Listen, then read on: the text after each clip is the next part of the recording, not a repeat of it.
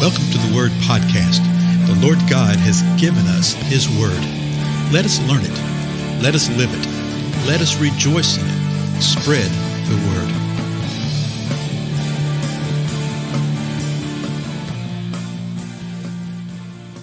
Blessings, everybody. This is Dale. Thank you so much for joining with me today on the Word Podcast. I'm in a little different location, so it may sound a little different, a little ringy-dingy, bit of a cave with some extraneous sounds in the background. But I'm really amazed by these computers, what they can do and filtering that kind of stuff out. So anyway, as you know, we are working our way through the 119th Psalm, and we're at the stanza that goes from verses 129 through 136. We read the overall stanza previously, and then we looked at the first four verses. Now, I want to go back and start at verse 129 again and reread those four verses and finish the balance of the stanza. Listen to what the psalmist says, verse 129. Your testimonies are wonderful. Therefore, my soul observes them. The unfolding of your words gives light. It gives understanding to the simple. I opened my mouth wide and panted, for I longed for your commandments. Turn to me and be gracious to me after your manner with those who love your name. So we've seen previously that the psalmist is declaring the wonder of the testimonies of the Lord, the word of the Lord, and how he observes them. His soul observes them, not just in the natural, not just in the spirit, but the seat of the emotions observes these things. And he says, keep giving me these words, Lord. The unfolding of your word gives me light. Okay? It gives understanding to the simple. So it gives understanding to the simple. If a person is simple, one unlearned or something like that, it might actually give understanding to the simple matter of something. It's the Lord that gives understanding. That's the bottom line. And he says, my mouth is wide open to receive from you, Lord. I'm literally panting as you pant and as you gasp for air and for breath. And he says, I have longed for your commandments. So then he says, Lord, turn to me.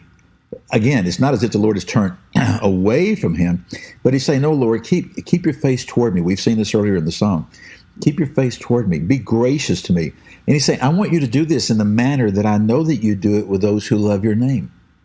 I know that those who love your name, that you are gracious to them, that you turn to them, that you never abandon them. Now, verse 133.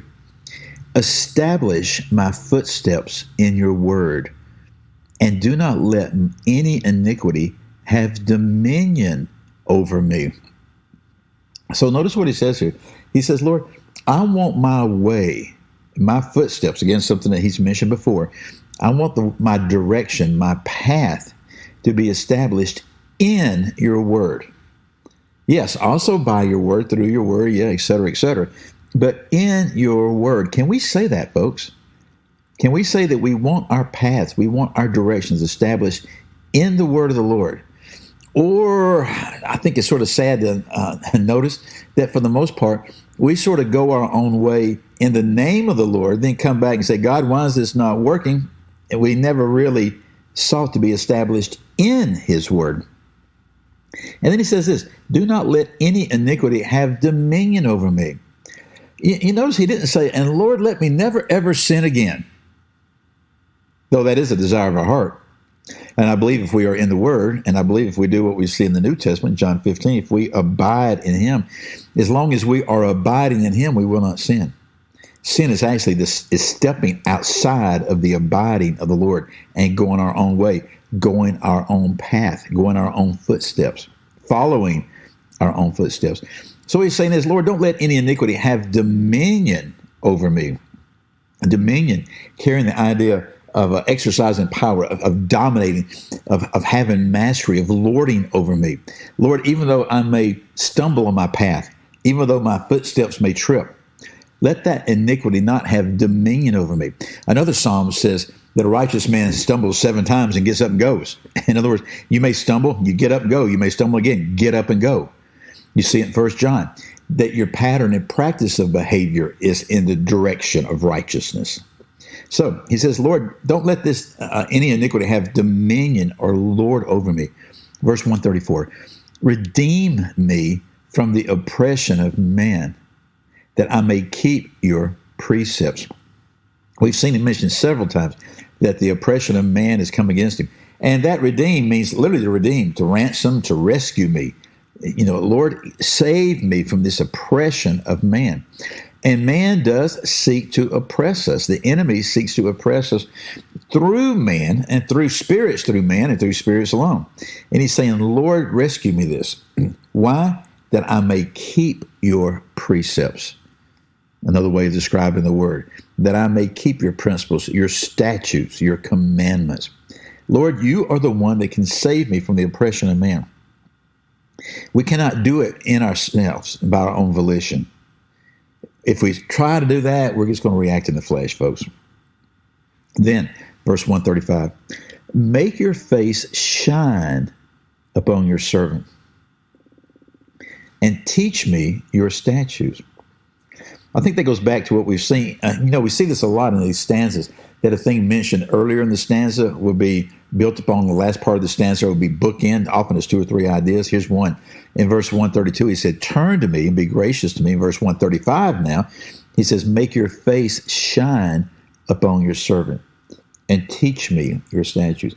He's saying, Lord, I want the glory and the wonder and the power of the Most High God to be revealed upon me. It does mean faces. It also means presence. Presence. May the presence of the Lord shine upon us in everything that we do. And that's what the psalmist is asking here. He's saying, Lord, release your power, release your presence upon me. I don't want to move within the power and the presence of who I am. We've already proven how that works out, right, folks? Don't do that. But make your face shine upon your servant. So we see again the humility of the psalmist. And he's just saying, Lord, teach me your statutes. So bring your presence, Lord, upon us and teach us what it is that you desire for us to see. Then the last verse 136. My eyes shed streams of water because they do not keep your law. Well, I thought he said at the very beginning, your testimonies are wonderful, therefore my soul observes them. Well, he does. And we see this all the way through this song with these stanzas. He'll say something at the beginning, then he bookends it with either an affirmation of that or a declaration, God, I'm not there yet. And that's what he's saying. He said, Lord, I'm crying. My eyes shed tears, shed streams of water because they do not keep your law. Ooh, that's interesting. My eyes shed streams of water because they refers to what? Eyes. Do not keep your law. He's saying, hey, my eyes are wandering here a bit, Lord. My eyes are wandering. If David was the one who wrote this right here, then we know what? Yeah, his eyes would wander upon things. But all mankind does. And that's what he's saying. Lord, I haven't arrived yet. I don't keep your law the way I should. And my eyes, just using this as one example, Lord, my eyes are sometimes not upon what they should be, or they're upon things that they should not be. And I realize I'm not keeping your law. And that's the reason I'm asking, Lord, that you will make your face shine upon me, that you will teach me from your statute. Lord, that's the reason I'm asking you to redeem me from the oppression of man, because I look at this oppression too much rather than upon you. Lord, that's the reason I'm asking you to help me with my footsteps.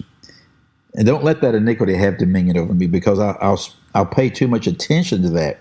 Just using the example of the eyes, the psalmist is saying, Lord, I need your help right here. Whew, how much more do we?